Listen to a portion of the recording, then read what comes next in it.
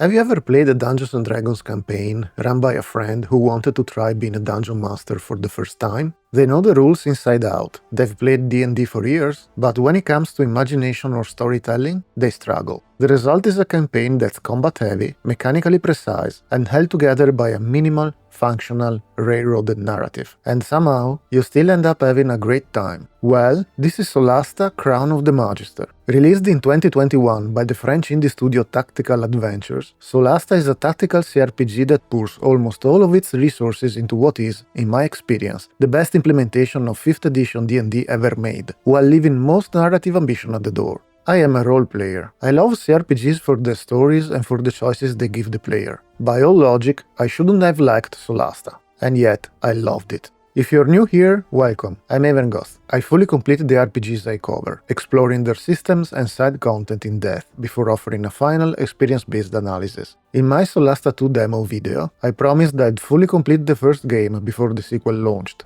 With Solasta 2 entering early access on March 12th, this is me delivering on that promise. Solasta makes a deliberate trade-off, mechanical fidelity over narrative ambition, and it commits to that choice completely. For this review, I played Solasta in its most complete form, experiencing all of its major campaigns and systems as they exist today. Unlike most modern CRPGs, you create your entire party of 4 from the beginning and carry them through the campaign. There are no recruitable companions filling narrative roles later. Solasta implements the 5th edition rule set through the system reference document with remarkable precision. That mechanical strength is both its greatest achievement and the source of many of its limitations. Before we talk about combat, systems or the story, we need to address the foundation everything else rests on. Without further ado, let's dive in. Solasta is, overall, a technically solid game. It never crashed on me, performance was smooth, and I didn't encounter a single game-breaking bug in 2026. Occasionally, during larger combat encounters, enemy turns can freeze for a few moments before resolving. The game never actually gets stuck though. It almost feels like the enemies are genuinely taking their time to think. The UI is clear, structured, and easy to read. It does exactly what it needs to do, especially in a rules-heavy system like this. I only wish it were a bit more responsive at times, but that's a minor complaint. Loading areas or save files can take a while, likely due to engine limitations and modest optimization. It's not a major issue, though it does discourage excessive save scamming. On the bright side, the loading screens offer useful hints and remind me of my Neverwinter Nights days, which I consider a compliment. If you're the kind of player, like me, who cannot accept a failed lock-picking check or triggering a trap because you got distracted by family or cats, take some time to fine-tune the game options. They're surprisingly detailed and allow you to tailor the experience to your heart's desire. One thing that quietly annoys me is the limit of 50 hard saves. For most players, that's probably enough. For me, it wasn't. You can manually export saves before deleting them, so it's manageable, but still mildly inconvenient. As another throwback to Neverwinter Nights, Solasta includes a dungeon maker that allows players to create their own campaigns. The community has produced several well-reviewed custom adventures. I didn't explore this tool extensively due to time constraints, though I did try the 2 introductory models, Ker Falkarn and Dankuin, and both worked well as compact one-shots. All things considered, for a Kickstarter-founded indie title, Solasta's technical state is genuinely impressive nowadays. Solasta constantly asks you to engage with its systems, and when things go wrong, it's usually because of your decisions or the dice, not because the game failed you, and that makes its approach to difficulty especially interesting. Solasta handles difficulty in a way that immediately raises an uncomfortable question. In a game built on tabletop rules, how much should the game interfere with the dice? Should enemies be prevented from landing critical hits? That's an option. Should enemy health be inflated to create artificial challenge by making them sponges? Another option. Should the system quietly tilt rolls in your favor when you're on a losing streak? Yet another option. Solasta makes its stance very clear. The game offers 5 difficulty settings: Story, Explorer, Authentic, Scavenger, and Cataclysm. Authentic, as the name implies, is the closest to a traditional tabletop experience, and the mode the game is balanced around. It is also my preferred setting, because in Authentic, D20 rolls are not modified in any direction. The dice fall where they fall. If that's not to your taste, the game allows you to build a fully custom difficulty. You can tweak a wide range of individual systems to match your preferences, or the kind of home campaign you'd normally play. Personally, I don't like modifying dice rolls, but I'm more than happy to disable things like encumbrance or spellbook page limitations. Those feel more like chores than meaningful constraints. Spell components, especially for classes using a weapon and a shield, can be a burden, forcing you to unequip your shield to cast most of your spells. For me, removing these limitations improves the experience rather than cheapens it. Karmic dice are another interesting option. They smooth out extreme streaks of bad or good luck without completely undermining the system. On the other end of the spectrum, true random dice can be absolutely brutal. Closer to real tabletop randomness, but unforgiving. You can even allow failed lock-picking checks to be tried again, which saves you from excessively long loading screens if that's your preference. What makes all of this compelling is that Solasta's difficulty rarely comes from hidden adjustments behind the scenes. The game does not challenge you by secretly bending the rules. Instead, it places the responsibility squarely on you. And in a system this mechanically faithful, that responsibility starts long before the first combat encounter. It begins when you create your party, choosing their classes and backgrounds. Character creation in Solasta is unusual by modern standards, because you build your entire party of 4 from the start. I know other CRPGs did it first, but it is nonetheless the less beaten path. These are the characters you will carry through the full campaign, with only occasional temporary companions joining in specific sections. When they do, you can control them in combat, briefly expanding your party up to 6 members. Depending on your chosen difficulty, you'll likely want a reasonably balanced group. A frontliner, a healer, some utility, and an arcane caster will make your life much easier. The classic fighter, cleric, rogue, and wizard composition works extremely well, though small variations are just as viable. You can experiment freely, but if you decide to run 4 halfling rogues and the game crashes you, that's on you. Character creation itself is smooth and clearly explained. You choose your ancestry, which is your race in modern terminology, your class, your background, and can preview future class features before committing. If you own all DLCs, there is a healthy selection of classes and subclasses, some pulled directly from the SRD and others created specifically for Solasta's setting.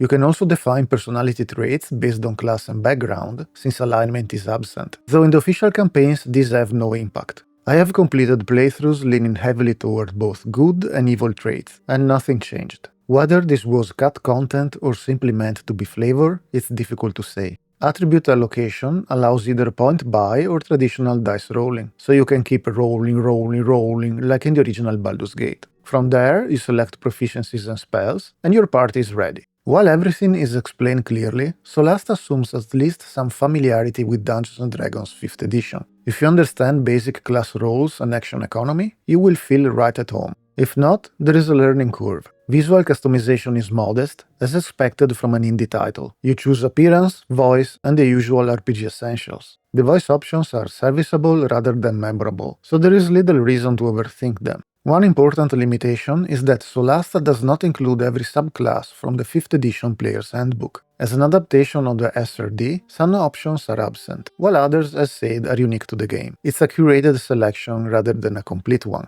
A particularly thoughtful feature is that the game warns you when certain skills or languages are not used in the current campaign, helping you avoid wasted choices. For example, Orcish is useful in the base campaign, while Giant becomes relevant in the Lost Valley DLC. Progression follows tabletop structure closely. You reach level 2 immediately after the prologue, which prevents early encounters to one-shot you, unless you're really unlucky. From there, leveling is steady and well-paced up to level 12 in the base campaign. During the Palace of Ice DLC, you can reach level 16. I'd have enjoyed pushing all the way to level 20 for the full power fantasy, but that is more personal preference than criticism. As it stands, progression feels balanced and satisfying enough. One last limitation is that Solasta does not allow multiclassing. This has already been addressed in Solasta 2, but it is worth keeping in mind here. All of these systems ultimately feed into how you live your Solasta experience. Your party composition, class choices, and progression decisions directly shape how encounters unfold and how much the rule set rewards careful planning.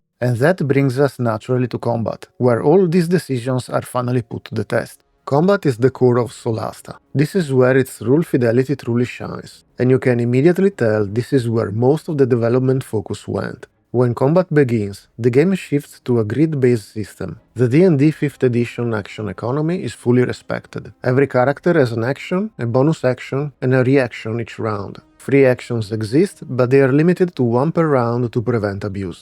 That strictness occasionally works against you. For example, playing a paladin or cleric with a sword and shield means you cannot cast a good amount of spells without freeing a hand. Doing so costs your free action and may leave you without your shield during the enemy turn, lowering your armor class.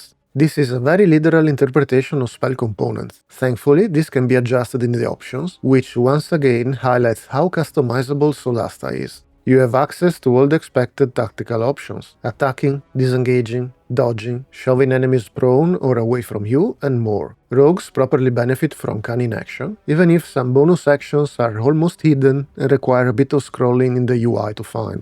Hiding requires breaking line of sight, just as the rules dictate, though full cover can sometimes be scarce. Half and three-quarter cover are properly calculated into armor class, which again denotes a great attention to details. Occasionally, a piece of scenery like a ruined wall looks like cover, but is not registered as such, a minor thing on an otherwise excellent system. Reactions behave exactly as they should. Opportunity attacks, shield, hellish rebuke, counterspell. They all trigger as they should and predictably. Solasta also includes a limited but very welcome version of the ready action feature. You can prepare melee, ranged, or cantrip attacks and trigger them when enemies enter your line of sight. You can prepare ambushes for your enemies with them, reinforcing the tactical depth. Class features feel powerful and faithful. Fighters can unleash devastating multi-attack rounds with Action Surge, while paladins decide after each hit whether to expend a spell slot for a smite. Landing a high-level smite on a critical hit remains one of the most satisfying moments in the game. Lighting is also very important in this game. In dark areas, attacking elite enemies imposes disadvantage, making dark vision and light sources extremely important. Rogues suffer heavily if darkness prevents sneak attacks. On the other hand, some enemies are vulnerable to light, and watching them burn under exposure never gets old. Verticality is another very interesting aspect of Solasta. Certain enemies climb walls and ceilings, and they use that mobility against you. Flying enemies exploit height advantage, but can be forced down if you break their concentration, sometimes even having them fall to their death. One thing that's missing is the lack of customizable party formations. In a system where positioning matters this much, it feels like an omission. You can go stealth by using cautious mode, complete with a visible sound radius, and position your party members one by one before starting combat. But a formation tool would have been welcome. The bestiary is another strong feature. As you fight different enemies, you gradually unlock detailed information about their stats, resistances, and vulnerabilities, encouraging even more tactical planning. Boss encounters properly use legendary actions and resistances as in the tabletop version. I was very excited the first time I saw it, even if the fight was going to be tough. Enemy AI is generally reasonable, though there are occasional weird behaviors, such as druids healing themselves when it's not needed, or light-sensitive creatures wandering into daylight and taking damage. These moments are rare but noticeable. Overall, Solasta's combat system is exceptionally tight. At times, it really feels like a fantasy XCOM, and I mean that as a compliment. Because combat is so mechanically precise, what you bring into each encounter matters, and that naturally leads into equipment, which in Solasta is not just a collection of loot, but another layer of tactical decision-making. Solasta handles equipment in a slightly unusual way. Loot and merchants alone won't cover all your needs, at least in the base game and official campaigns. Like in any RPG, gear is central to character growth. The inventory screen shows the full CRPG layout: weapon sets, armor slots, light sources, ammunition, backpacks, rings, and more. But true to its tabletop roots, you won't fill every slot with magical items. It is entirely possible to finish Crown of the Magister or Palace of Ice with only a handful of magical items. Attunement is also limited to 3 magical items per character, just as in tabletop rules, unless you choose to disable that restriction in the options. Loot itself is scarce and unpredictable. A lot of it is random. You might disarm a trapped chest and find a single gold coin, then open the next crate and discover a +1 full plate. This randomness matters, especially on higher difficulties. I say this with confidence because I'm a loot goblin. I constantly hoover everything up in every map. Magical items found in the wild are not immediately identified. They are labeled vaguely and require the Identify spell, which can be cast as a ritual.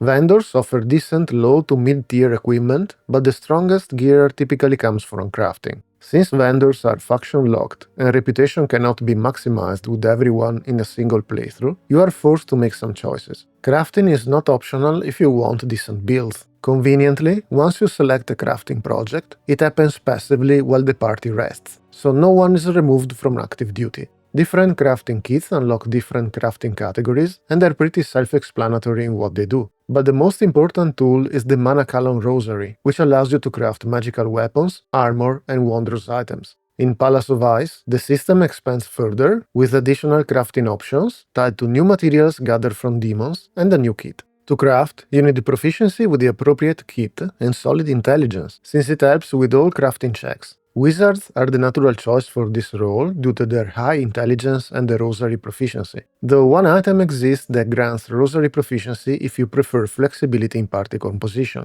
It just needs one attunement slot. Recipes and ingredients come from loot, vendors, or overland travel. Again, because loot is random, the reliable path to crafting specific items is building reputation with factions that sell primed weapons and armors and key recipes. Primed gear is essential for crafting magical weapons and armors, and you cannot create it yourself. You must find or purchase it, which again reinforces the importance of planning rather than luck. Unless you want to play a specific challenge run relying on loot only. Could be fun. And if you are a loot goblin like me, Solasta has a brilliant answer: the Scavengers Guild. To put this into perspective, I was the kid who killed a dragon in a tabletop session and got upset because we could not carry all the treasure out of the lair. Once back in town, I hired locals with carts to empty the place completely. Nearly 30 years later, I discovered that Tactical Adventures is the friend who understands my mindset.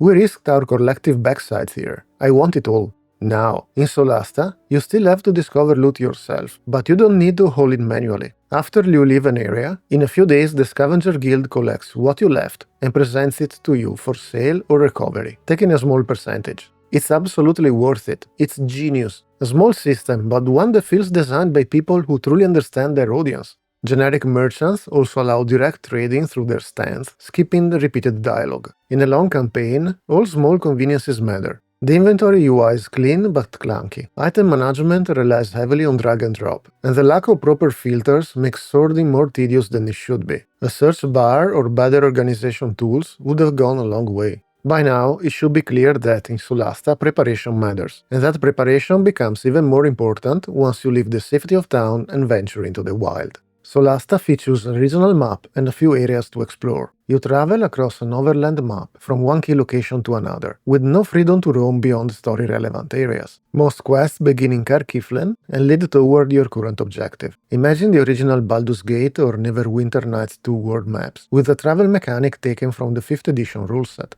You choose between normal, fast or slow pace, each affecting your chances of detecting or avoiding ambushes. If enemies catch you by surprise while traveling, you lose an entire round before acting. If the roll is in your favor, you can ambush them or avoid the encounter entirely. It's a simple system that feels nice at the beginning, but it gets old very fast. Random encounters are somewhat limited in variety, and their maps are more or less the same over and over again. It's not a big deal in my book, especially considering the indie nature of this title, but it's worth mentioning. The game expects you to carry provisions, and they have weight. The easy solution is to bring a ranger, druid or cleric capable of generating food with a good berry or create food spells. Otherwise, you need to have enough rations in your backpack. Hidden checks during travel may allow your party to hunt, but it's not reliable. You have to plan a little if you're not using the aforementioned spells. Major gates are ancient teleportation devices unlocked through the main quest, and they allow instant travel between major story areas. Considering how often you return to Kiflen, this is an essential quality of life feature that I constantly forgot about. Since you can fine-tune the travel parameters in the options, it's not a big deal overall. Where exploration truly shines is in the design of individual maps. You can see the care put into these environments. Dungeons have verticality and different layers. Ruins require some platforming. Forests and keeps are built with obstructions to your line of sight and elevation changes. This level of detail that directly influences your tactical decisions, especially the verticality, is something I've rarely seen, even in big-budget productions. Some loot is intentionally difficult to reach. You may need to push over columns to create bridges, cut through obstacles, or use spells like Misty Step, Spider Climb, or Fly.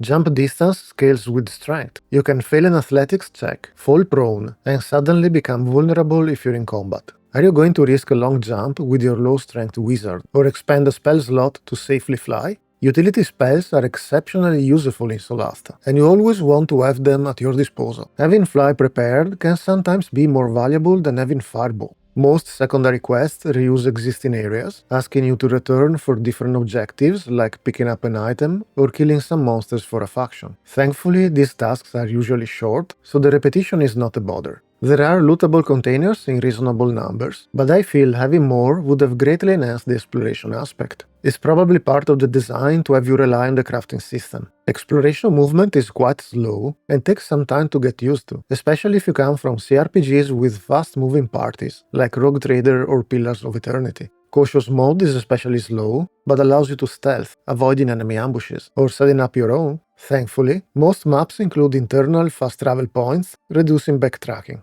Some maps include light puzzle elements, some are pretty easy and straightforward, like the Moonlight ones. Others, like the Temple of the Lost God, are more complex and made me question my own intelligence. That's becoming a recurring theme lately, I'm not too happy about it. The DLC campaigns change exploration in different ways. Palace of Ice deepens atmosphere and immersion, refining what already worked. Lost Valley leans toward a more open-ended structure, though this often results in revisiting the same locations and doing the same tasks for different factions if you complete multiple playthroughs. There are also some immersion-breaking moments. For example, you can encounter a dragonborn statue while having a dragonborn in your party, only for no one to recognize what a dragonborn is. And these inconsistencies lead me into Solasta's next major topic, its story and quest design. Solasta's story is functional at best. It exists to justify the dungeons, the fights, and the exploration. Nothing more. I'll avoid recounting every detail, as it's a relatively recent game, but expect minor spoilers.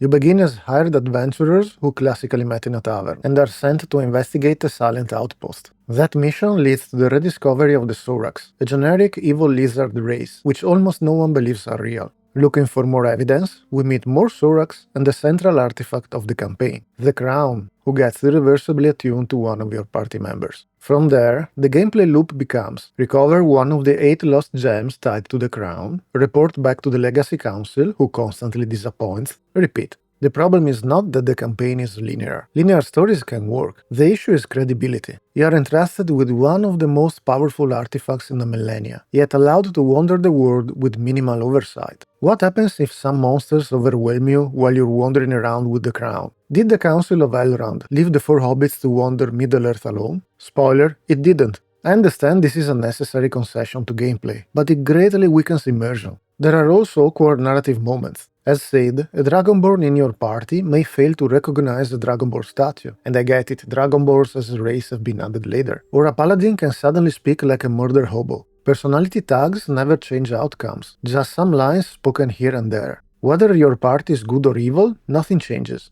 When the story structure became clear, I became more interested in world building. The Cataclysm, the fall of the Manacalon Empire, and the divine history of Solasta all suggest a potentially rich setting beneath the surface, but it's minimally explored, and I think it deserved more. The Legacy Council, in particular, is terrible. If I were a nation leader, I'd send my best diplomats to a council that can make executive decisions that could potentially affect the fate of the world. Instead, aside from martial samblaze, the council members come across as a bunch of inept politicians. That's too close to the real world to feel comfortable. Please game, let me evade. There are a few good moments. The Elven Enchantress awakening in the mausoleum, like a sleeping beauty straight out of the Manacalon Empire, and the Orc tribal conflict over power offers some good scenes, but they are few and far between, and most of them end suddenly with little explanation. Secondary quests follow the same philosophy. They are brief and easy to resolve. As mentioned, many send you back to familiar locations to retrieve an item or defeat an enemy. They rarely interfere with the pacing, but they aren't particularly memorable either.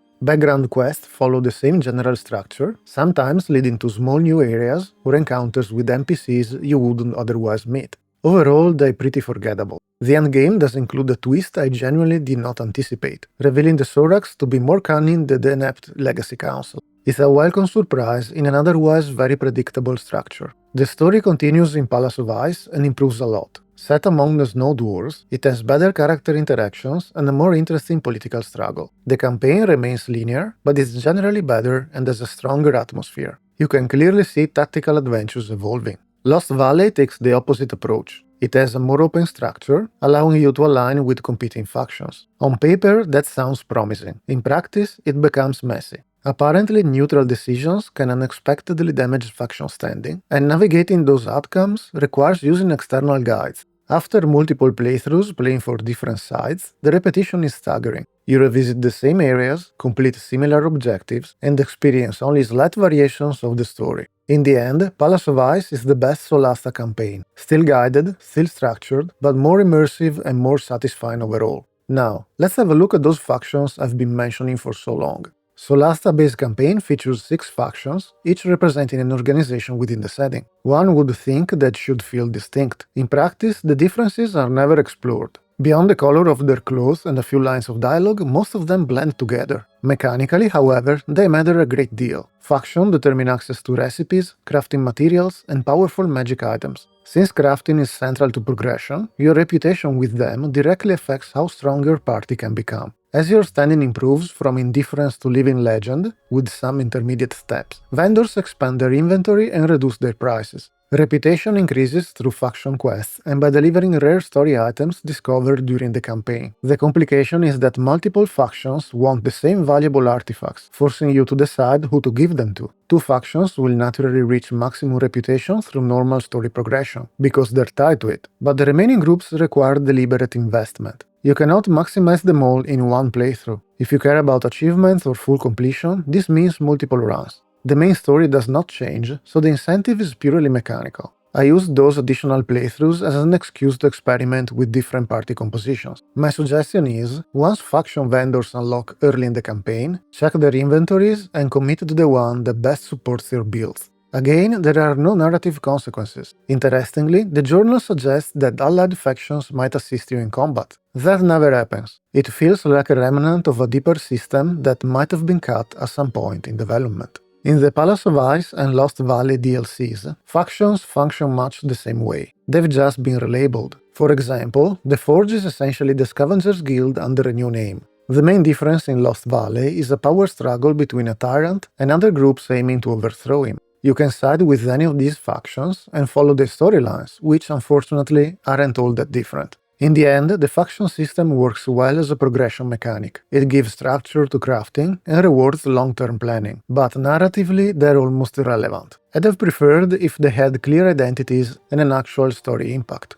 And that brings me to the presentation, because while Solasta is mechanically very strong, the experience becomes more uneven once we look at visuals and sounds. The visuals and sound design of Solasta are a mixed bag. Given the limited budget, I don't hold these flaws against it, but I can see people being put off by some of them. The first thing you notice is that character models are limited and not particularly pretty. I'm not the kind of player who spends an hour in character creation. 2 minutes is more likely, but I know plenty of people who do, and it's very important for them. Armor and weapons appearance range from decent to plastic prop at a cosplay convention level, and sometimes models don't even clip precisely or sit at the right angle. Environments, on the other hand, are much stronger. Maybe they're not graphically impressive, Solasta is still an isometric CRPG, but from a builder's perspective the game delivers. I spent some of my time building areas for Neverwinter Nights 1 and 2's persistent worlds, not to mention building dioramas from junk to relax a little, and this led me to appreciate Solasta's areas. Locations really feel handcrafted. The scaffolding at the dig site looks like something a pseudo-medieval stonemason would actually build. Dungeons feel dirty and dusty. Ruins are crumbly and ready to collapse. The keep in Koparan has a serpentine staircase at the entrance, which makes tactical sense if you're trying to maximize enemy casualties during an assault. Small details like that are important for immersion, and whoever built these areas did a good job. The music is appropriate, if maybe a little generic. It's exactly the kind of soundtrack you expect in a fantasy RPG, but nothing to write home about.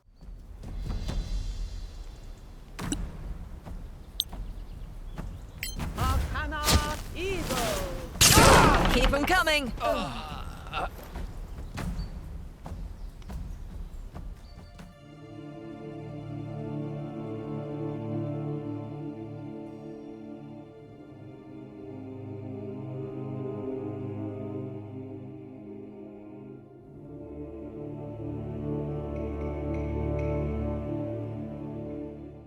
Palace of Ice introduces more distinct tracks, which are noticeably stronger.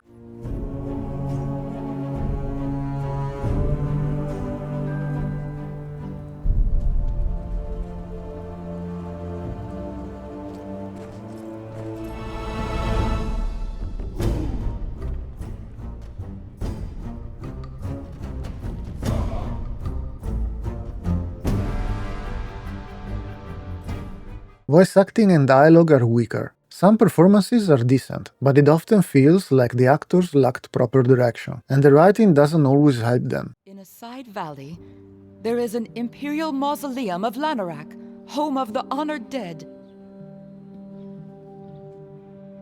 What's Lanarak? A very particular kind of marble, very precious. The traditional stone for the honored dead. Halt! Do you seek entrance to our fair valley? Yes, we do. Then go see Sergeant Nickernin in the guardhouse. Thank you. Clear skies. Stay in the light. Again, Palace of Ice shows improvement in this aspect. You really need to take care of the pact. It needs a speaker. The demon proves there's no time to lose. I'm sorry. The clan comes first. Did your bardic inspiration not convince your people? Let's say it helped separate the wheat from the chaff. Hearing a dragonborn fighter sound like a young human didn't help immersion, and some lines are delivered in tones that don't match the context at all. I've had enough talking. Let's go kill some monsters. You can roll insight, persuasion, deception, or intimidation checks in dialogue, but even when you fail, nothing changes in meaningful ways. What annoyed me the most, though, is how often subtitles don't match the spoken lines. It gives the impression of something half-baked. To be fair, I'm not immune to subtitle mistakes in my own videos, but I'm one person juggling everything. This is a commercial product, but there is a fun side to it all. Party banter often feels like players around the table going out of character and teasing each other, especially after failed rolls.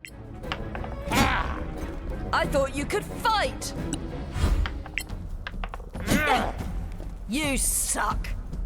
That energy really captures the spirit of tabletop D&D. In those moments, you can tell Tactical Adventures understands what they're trying to recreate in a video game. So let's wrap it all up. Solasta is a game that knows exactly what it wants to be. It's not trying to have impactful storytelling or compete visually with blockbuster RPGs. Especially, it's not trying to disguise its limitations. Its goal is simple: to faithfully translate Dungeons & Dragons 5th edition into a video game that respects the original rules to the best of its abilities, especially the action economy and the tactical depth of tabletop combat. And in that, it definitely succeeds. Combat is the heart of the experience. Positioning matters, light matters, preparation matters. Encounters reward tactical thinking, not improvisation. Few games capture the tabletop structure of D&D this cleanly. Everything surrounding that core is not so good. The story is functional rather than riveting, or even interesting. Factions serve progression more than narrative. Dialogue choices almost never alter the outcomes. Presentation varies between carefully built environments and rough character models. Voice performances differ in quality, and yet, despite all of that, I thoroughly enjoyed playing it. In the various playthroughs I made, playing the paladin, the fighter, the warlock and the monk was the most fun for me. This game is a system-driven RPG. If you are looking for branching cinematic storytelling, this is not for you. If you want tactical combat that rewards understanding D&D mechanics, there is something special here. It feels like a campaign run by a passionate dungeon master who struggles with the narrative but truly understands the rules and loves the game. And there is a certain charm in that. Looking ahead, Solasta 2 appears set to address many of the original's weaker areas. Better visuals and character creation, expanded exploration, and a stronger narrative focus. It has the potential to build on an already solid mechanical foundation. If Tactical Adventures matches the technical strengths they already had in the first game, with a good story and better presentation, the sequel has the potential to be truly impressive. For now, Solasta Crown of the Magister remains a mechanically excellent CRPG wrapped in an even presentation. A game I respected deeply. Let me know in the comments if Solasta won you over with its mechanics, or if its presentation held you back. Or maybe you took offense at certain classes and backgrounds being locked behind DLCs. If you enjoyed the video, please consider liking it and subscribing to the channel. It helps me reach more people on the platform. Take care of yourself, and I'll see you in the next video. That looks weird. It's similar to some magical wards I've seen, but Don't touch it! Don't go near it. Don't even look at it. it hasn't done anything yet. It doesn't work? I wonder. Don't. Just don't. Perhaps he made a spelling mistake. I hate you.